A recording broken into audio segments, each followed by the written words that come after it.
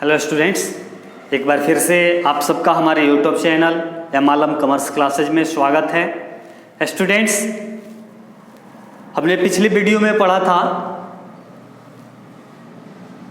ये क्या कहते हैं, how to show share capital in balance sheet of company, यानी कि कंपनी के बैलेंस शीट में शेयर कैपिटल को कैसे दिखाते हैं।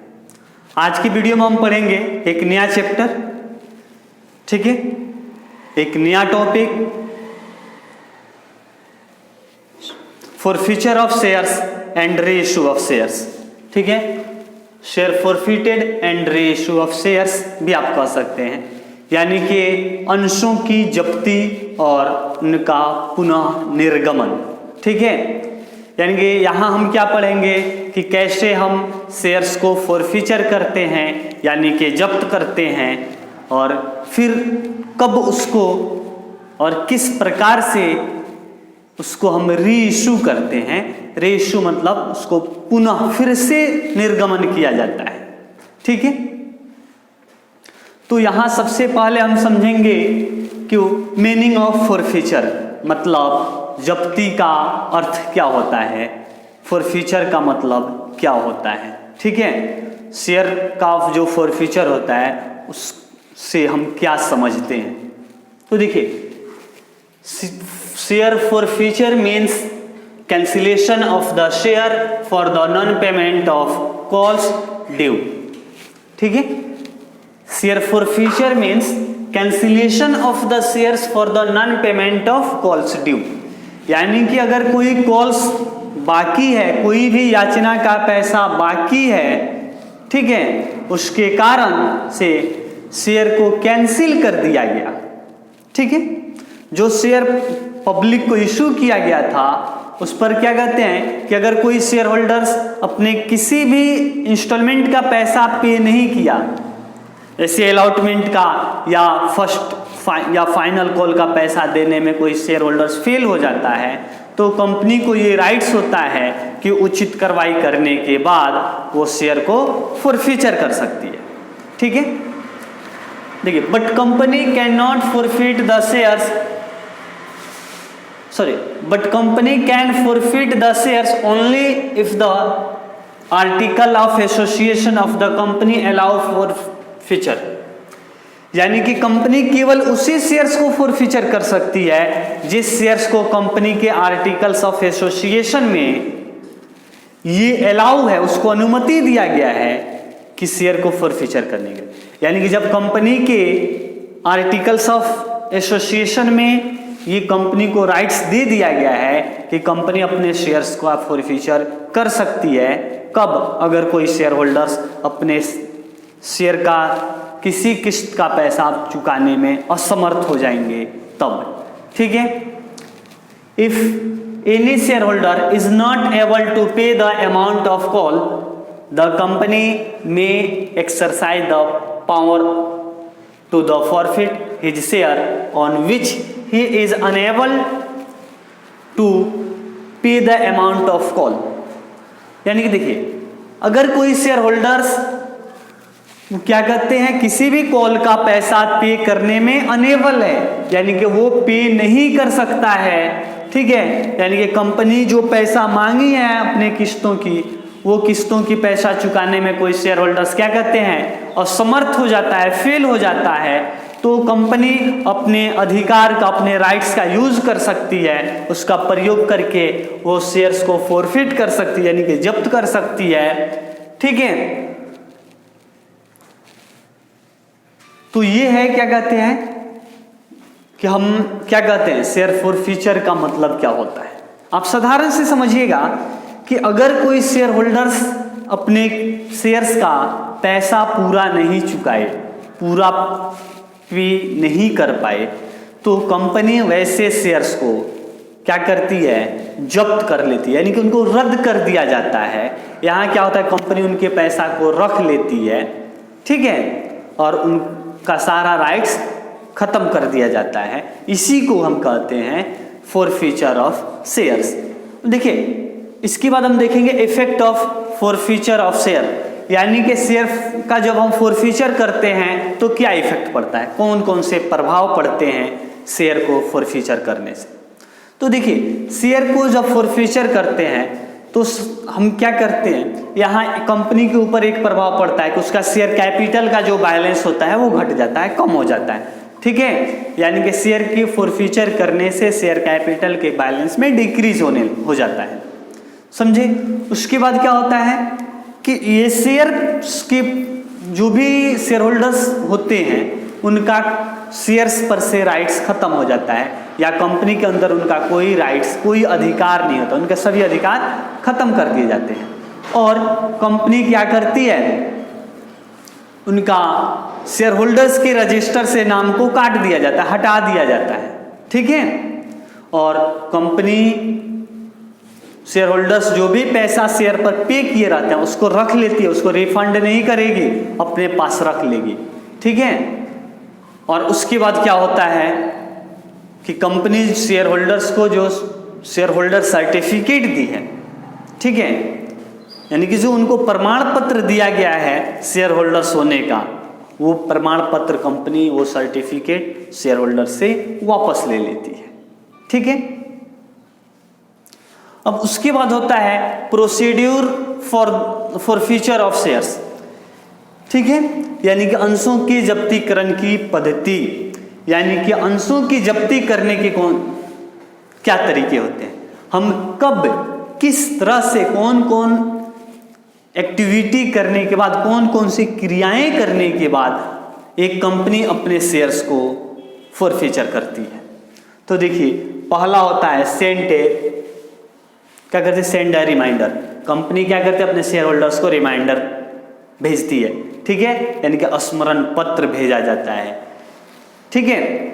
उसके बाद list of unpaired call, company के जो रजिस्ट्रार होते हैं वो क्या करते हैं, सभी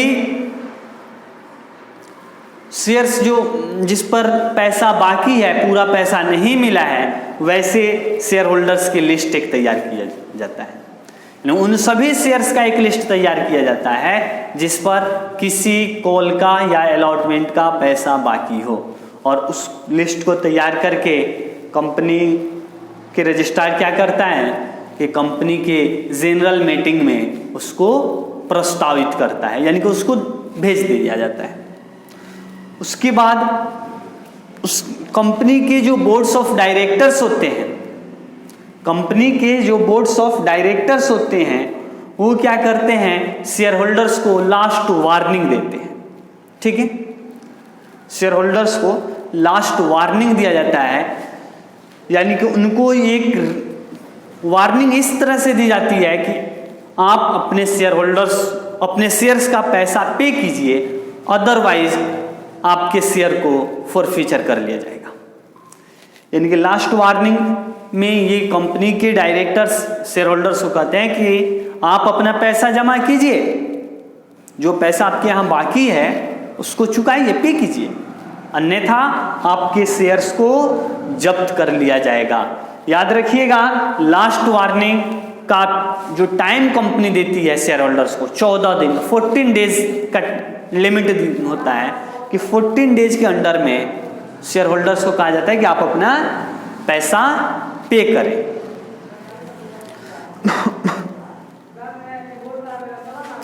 उसके बाद टेक एक्शन, यानी कि कार्यवाही करना। देखिए अगर ये लास्ट वार्निंग के बाद भी अगर कोई शेयर होल्डर्स अपना पैसा पे नहीं करता है, ठीक है, अगर कोई शेयर होल्डर्स ये लास्ट कार्यवाही के बाद अपना पैसा पे नहीं किया तब कंपनी वहाँ एक्शन लेती है, ठीक है, यानी कि कार्यवाही करती शुरू कर देती है। तो वहाँ शेयर को फॉरफीचर करने के लिए कंपनी अपना कार्यवाही करती है, ठीक है। इसके बाद कंपनी क्या करती है, हरण के लिए यानी कि शेयर को फॉरफीचर करने का, ठीक है, एक प्रस्ताव करती है।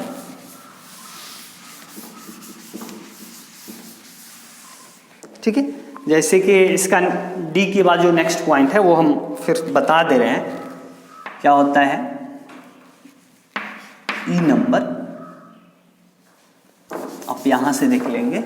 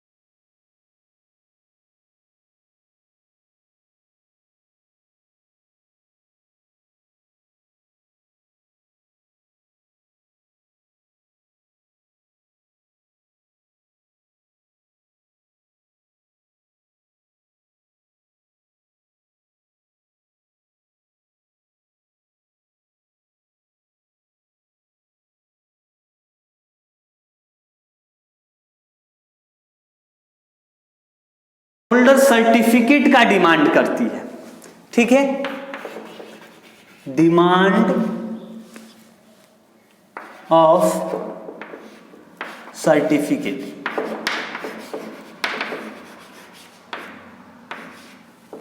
ठीक है, यानी कि जो इनका प्रमाण पत्र होता है उसको कंपनी वापस मांगती है।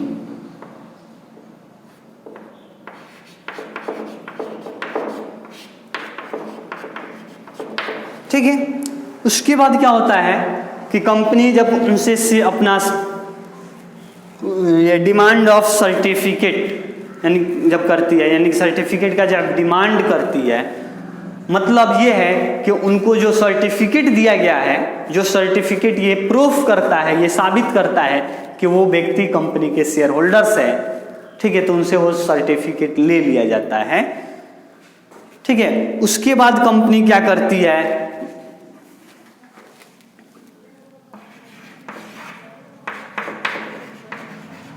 नेम कटिंग, यानी कि उनका नाम को क्या करती है कंपनी, काट देती है। यानी कि कंपनी क्या करती है, जब उनसे सर्टिफिकेट मांग लेती है, उसके बाद जो शेयर होल्डर्स का रजिस्टर्ड होता है, उस रजिस्टर में से, उस पंजी में से उस व्यक्ति का जो अपने अंशों पर पैसा चुकाने में असमर्थ था, उनका नाम उस रजिस्टर से हटा दिया जाता है, काट दिया जाता है। ठीक है, जिससे ये हो जाता है कि वह व्यक्ति अब कंपनी का शेयर होल्डर्स नहीं रहा। समझे? उसके बाद क्या होता है, एक चीज और आप याद रखिएगा, अगर आप यहाँ कंपनी क्या करती है, जो व्यक्ति शेयर का किसी इंस्टॉलमेंट का पैसा पे नहीं किया, उसका नाम काट दिया गया, लेकिन याद रखिएगा वो शेयर होल्डर कुछ ना कुछ भी पैसा तो कंपनी को पे किया होगा, कम से कम तो एप्लीकेशन वाला पैसा दिया होगा ना। मानते हैं अलॉटमेंट भी नहीं दिया, फर्स्ट कॉल फाइनल कॉल भी नहीं दिया, तो एप्लीकेशन मनी तो दिया होगा, एप्लीकेशन के साथ कुछ पैसा दिया होगा ना, तब ना कंपनी उसको शेयर दी है। समझे? तो उस पैसा को कंपनी क्या करेगी, उस पैसा को तो रिफंड नहीं करना है शेयर होल्डर्स को, उस पैसा को कंपनी रख लेती है। ठीक है, तो उसको ट्रांसफर कहाँ करती है। ठीक है, इसके बाद होता है ट्रांसफर ऑफ अमाउंट।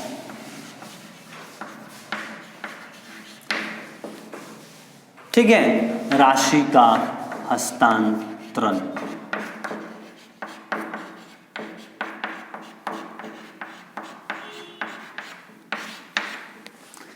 यानी कि देखिए, ट्रांसफर ऑफ अमाउंट, कौन सा अमाउंट, फॉरफिटेड अमाउंट, आप यहां लिख सकते हैं ट्रांसफर ऑफ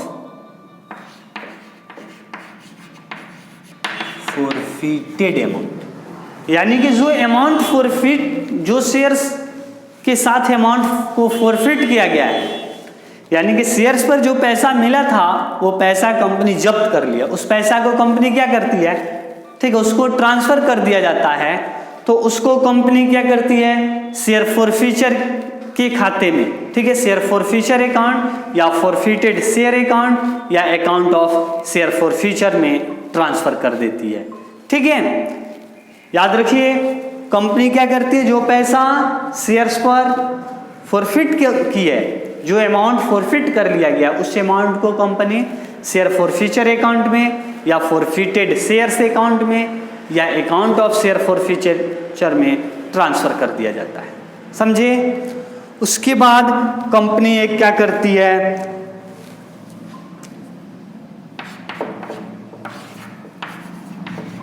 एक शेयर होल्डर्स को ये क्या करती है, एक लिखित घोषणा कर देती है, यानी कि रिटेन डिक्लेरेशन कर दिए जाते हैं।